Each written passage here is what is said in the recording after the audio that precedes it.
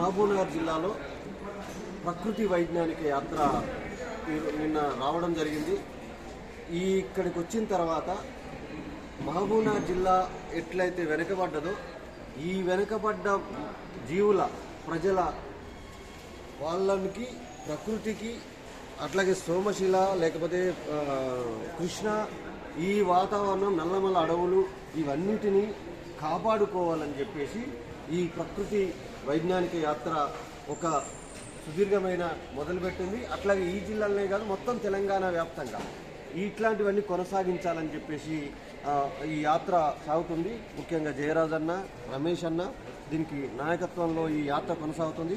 ఈ మహబూబ్నగర్లో టెక్నాలజీ పొందుతున్న విద్యార్థులకు కూడా ప్రకృతితోటి మమేకం చేయాలని చెప్పేసి సైన్స్ని ప్రకృతిని కలపాలని చెప్పి ఒక ప్రయత్నం చేస్తుంటే ఆ దానికి ఆహ్వానం పలుకుతూ ఇక్కడ JPNC engineering college chairman sir Ravikumar sir విద్యార్థులకు కూడా ఓరియంటేషన్ ఉండాలని ఒక దృక్పథంతో స్వాగతం పలికి ఒక పెద్ద సభ నిర్వహించడం జరిగింది. ఆయనకు అభినందనలు, ధన్యవాదాలు తెలియజేస్తూ ప్రకృతిని మనం ఇక్కడ ప్రజలు ఇక్కడ విద్యార్థులు యూత్ కాపాడుకోవాల్సిన అవసరం ఉంది. నల్లమలం కాపాడుకోవాల్సిన అవసరం ఉంది. కృష్ణ కాలుష్యం కాకుండా కాపాడుకోవాల్సిన అవసరం ఉంది.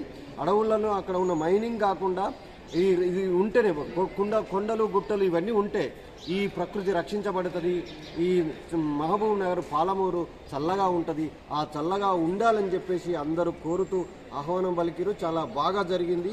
ఈ దాన్ని విద్యార్థులంతా భవిష్యత్తులో ప్రకృతి రక్షణ కోసం వైజ్ఞానిక దృక్పథంతో రాజ్యాంగాన్ని కాపాడుకుంటూ మనకు రాజ్యాంగంలో ఉన్న ఆర్టికల్స్ని అవగాహన చేసుకుంటూ మన దేశాన్ని మన తెలంగాణని కాపాడుకోవాలనగా అందరూ ఇన్వాల్వ్ కావాల్సిన అవసరం ఉందని చెప్పేసి కోరుకుంటూ ధన్యవాదాలు. Thank you.